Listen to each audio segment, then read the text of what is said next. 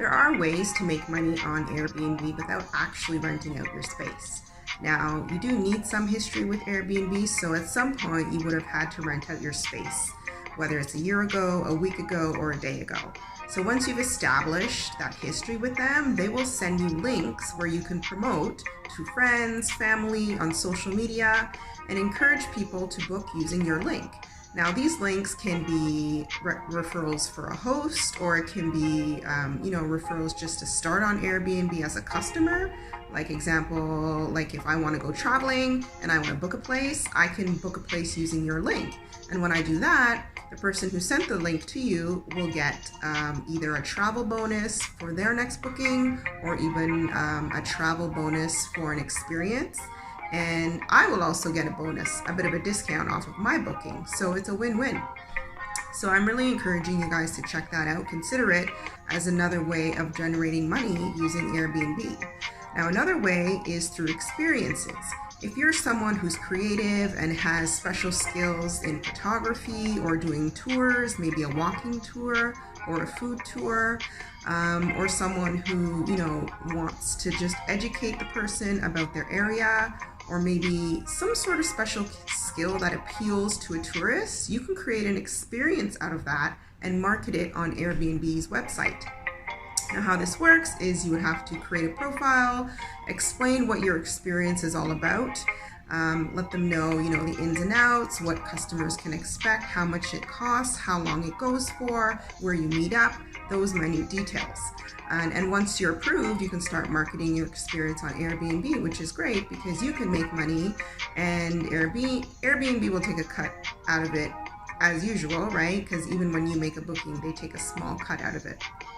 So it is a win-win for both Airbnb's guests, and it's a win for yourself because you're promoting your business as an experience on Airbnb. When I travel, it's actually cheaper for me to book an Airbnb because it's more of a local experience. You get to stay in a local place, meet local people, and usually your host is willing to share, the inside scoop about where to go to eat, what to do, entertainment, and might even go with you, out to dinner or to the beach, or, just to get an understanding of what you like, your personality, so they can prepare a guidebook for you. But back to experiences. How I plan to use Airbnb experience for myself is through a tour. Let me explain.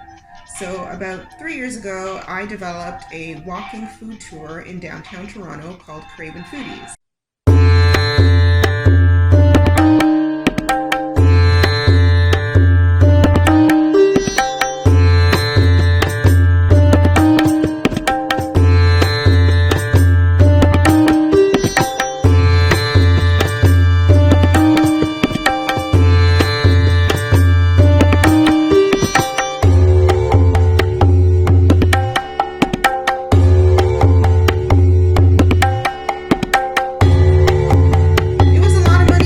Testing out these restaurants, paying for the food, and a lot of time spent as well.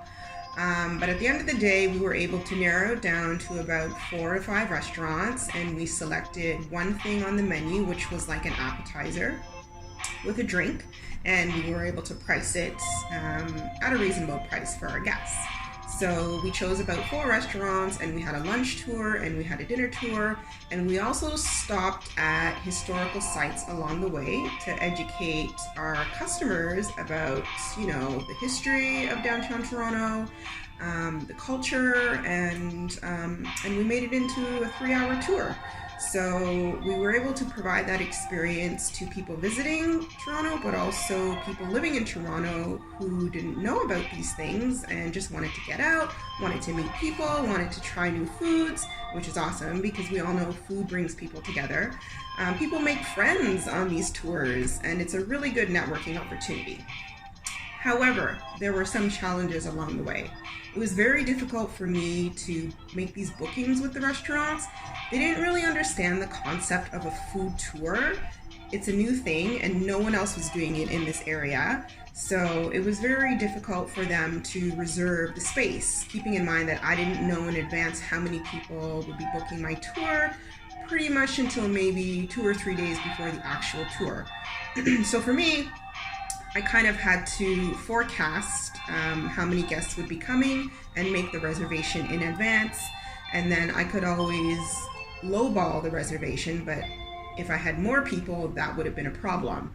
I also visited a lot of these restaurants on my own time just to test out the food, test out, the vibe, the location, how they interact with their guests, the staff, how friendly they were, all that stuff I would do on my own time because it was important for me to see how they treated people because I was bringing, business to their restaurant. So back to my point, it was being difficult to get these bookings. So I also noticed that some restaurants would have seating at the bar. And of course, you don't have to reserve for the bar. So that was also my plan B.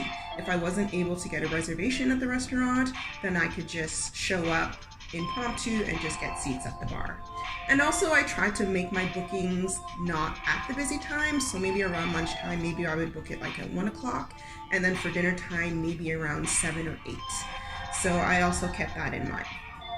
So Airbnb has actually created another opportunity for me to market my food tours on their platform. Now, I've made some adjustments because I realized that the food tours are quite pricey for people. My food tours ran around $115 per person, that's for dinner, and that included all the food, all the taxes, the tips, and the walking tour itself. Now, for a family of 4, maybe 2 adults and 2 kids, that would get a little bit pricey, right? So I took that into consideration, and now I decided to eliminate the food tour portion and just implement the walking tour. So on the walking tour, you get to learn about the history of the area, historical monuments, historical structures. You get to learn about the city, how it developed, a lot of, nooks and crannies, and a lot of little things that visitors wouldn't normally know, and they get that information along a tour. Now you're still socializing with people, you're still meeting people from different areas visiting Toronto, and even from Toronto, who want to experience their city. So this idea actually came from a tourist, and I was telling her about my food tour, and she was all for it, but then when she found out the price, she decided, I don't know if I can afford it. And I said, okay, well, would you consider just doing a walking tour without the food tour? And she was like, well, how much would that be? And I'm like, maybe something between $30 or $40. And she's like, oh yeah, for sure. So that's where I'm headed.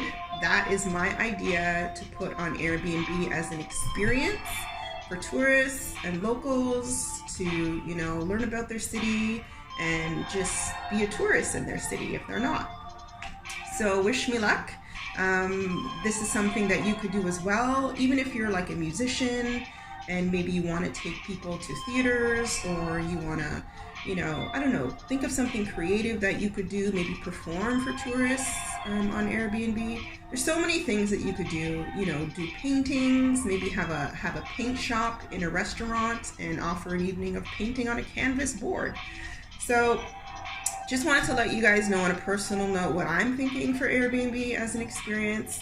It is still a work in progress, but that's what I'm going to try. Before I go, guys, I just had this eureka moment. Cooking classes are also a popular thing that many people love to do. You could have a cooking experience at your house or at a restaurant. You could, have like 10 guests show up and decide what you plan to cook. Maybe you want to make sushi, maybe you want to make a Thai dish or Thai dishes and cook it from scratch. It's really cool. People will love the idea of working with raw ingredients. And then, you get to talk, you get to socialize, develop relationships over the meal, you get to eat it. And then after, you have dessert or you have a glass of wine and you kick back and relax. So there's a lot of ideas out there, and I just wanted to share this one last one with you and encourage you guys to give it a shot.